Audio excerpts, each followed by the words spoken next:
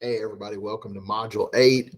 I know I've said it before. I will say it again for the last time this time, but it is just truly amazing that it is already week 8. It is amazing how quickly the time has gone by, that we have seemingly raced through this semester, and then we got to the end. I don't know how excited you are about that. I am kind of excited, not that I want to get out of the class, but just that, this was a great journey. This was a very informative semester, and that you guys have done some really great things. And so to get to this point, you really need to be proud of yourselves. Let's take a look at Module 8. This one is pretty straightforward.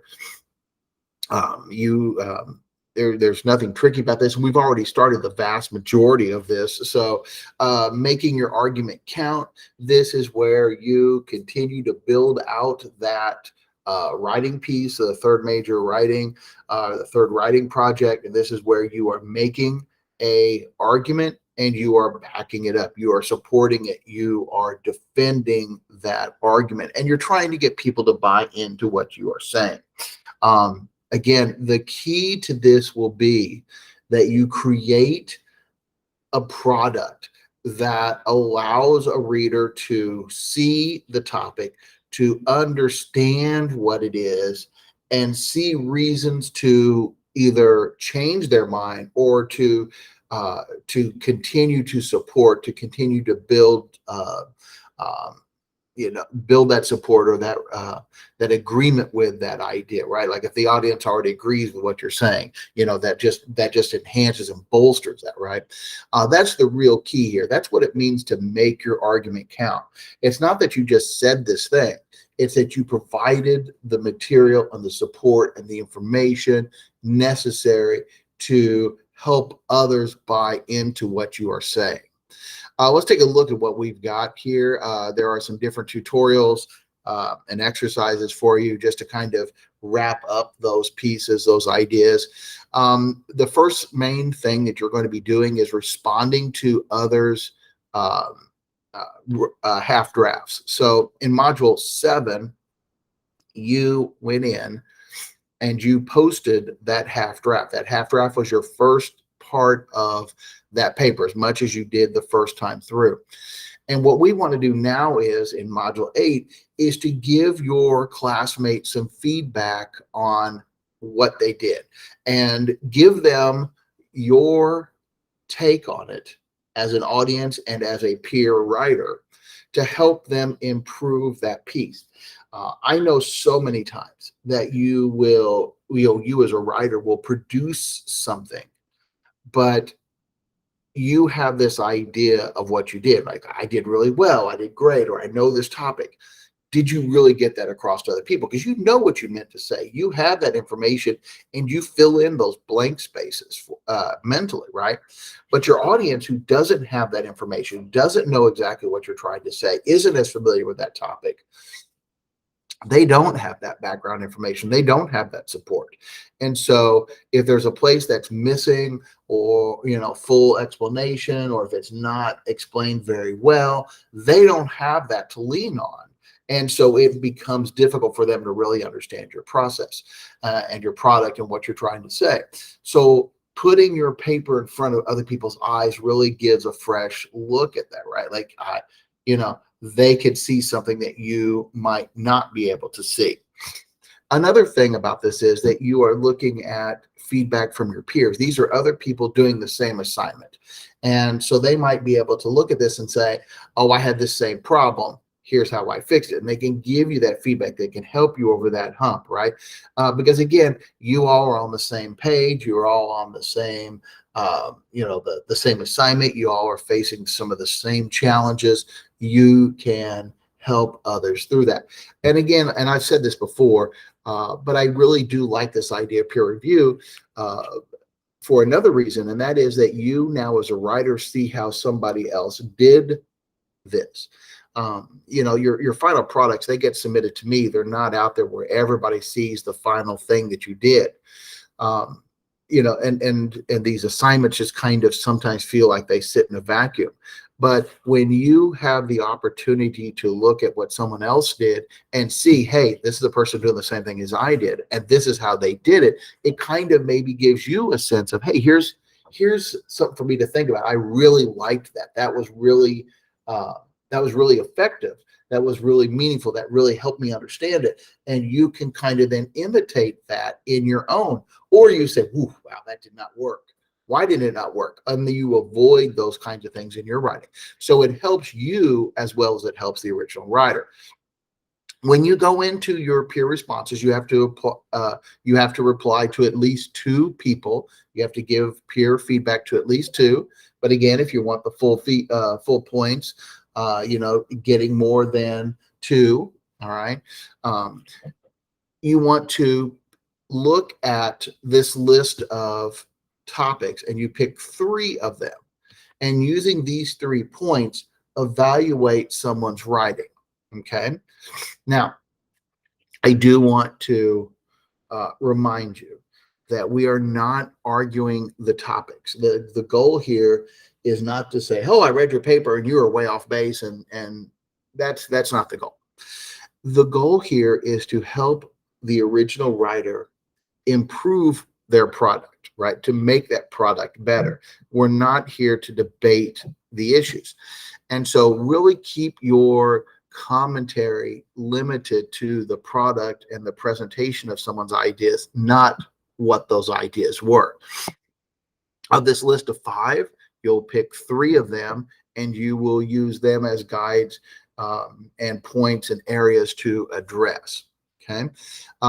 Again, I do want to remind you that the rubric does ask you to be on the discussion board on multiple days.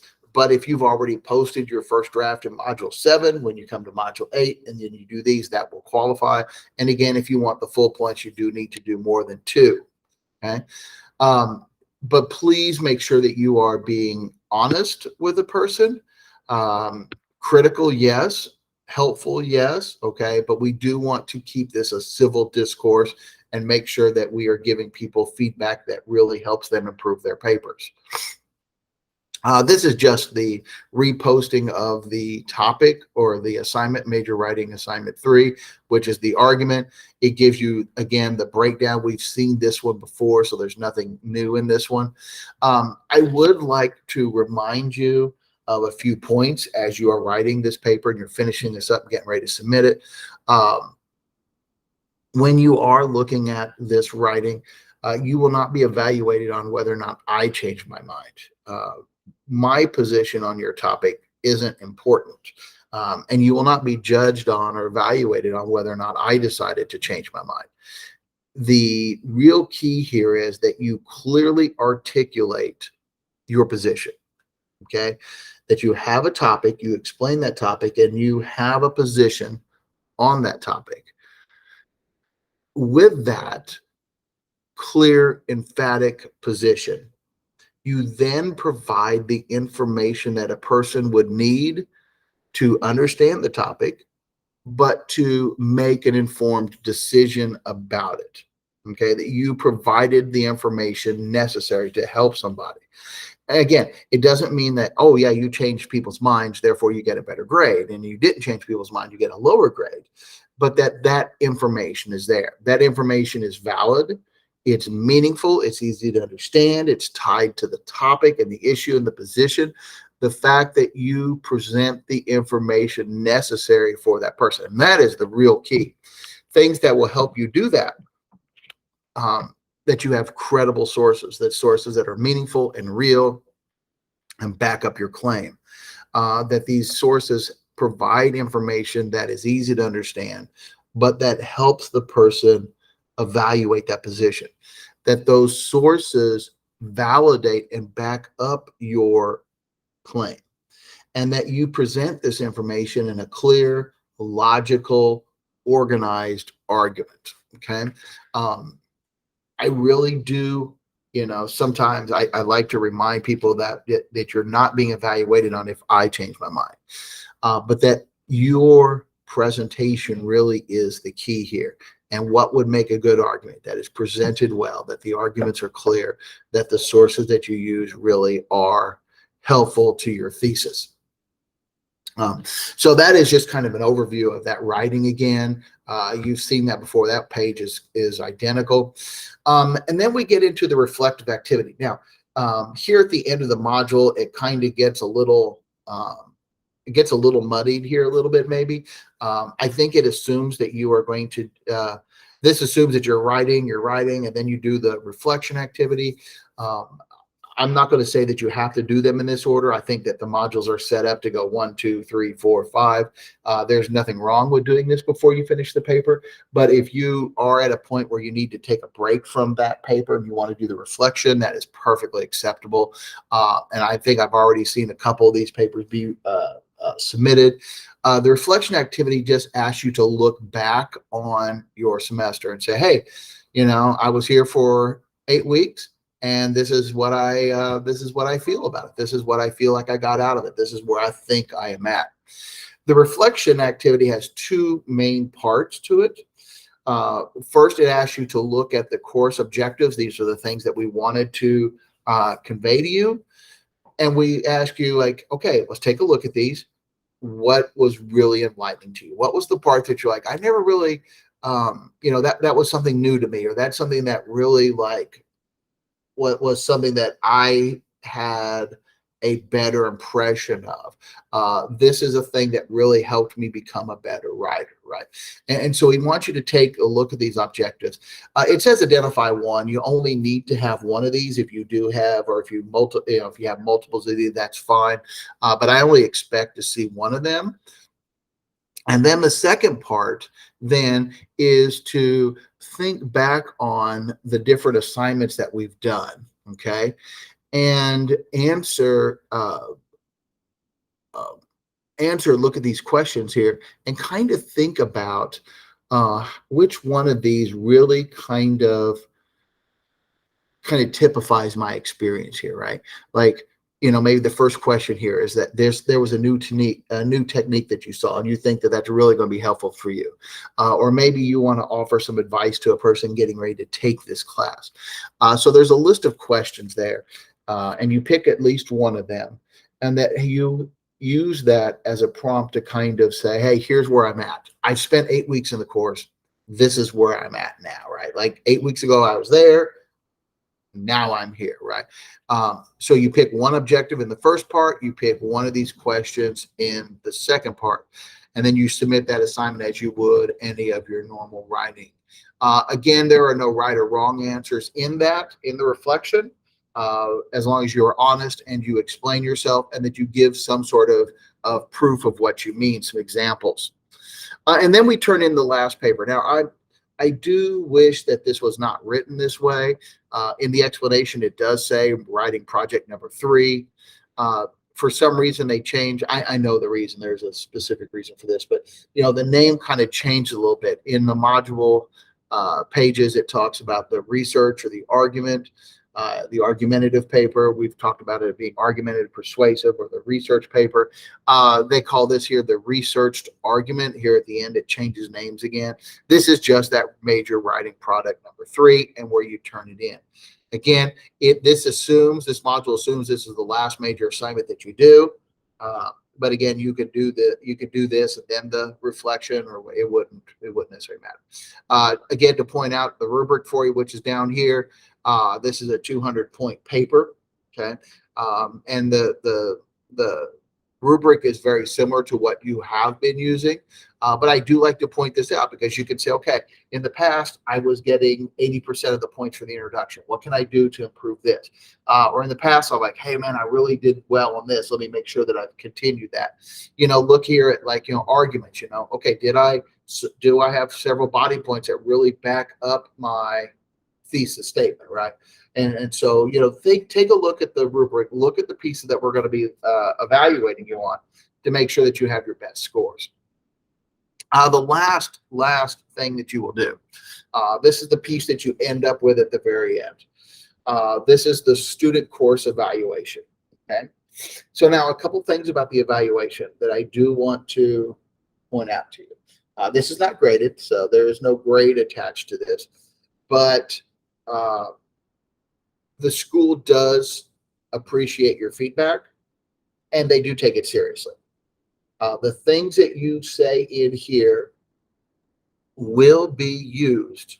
Okay, not necessarily every single suggestion that somebody makes, but as a whole, all this information, all this feedback, all your ideas kind of get put into an aggregate, and the people that design these courses and the people that prepare me to to deliver this course, they get that information to me.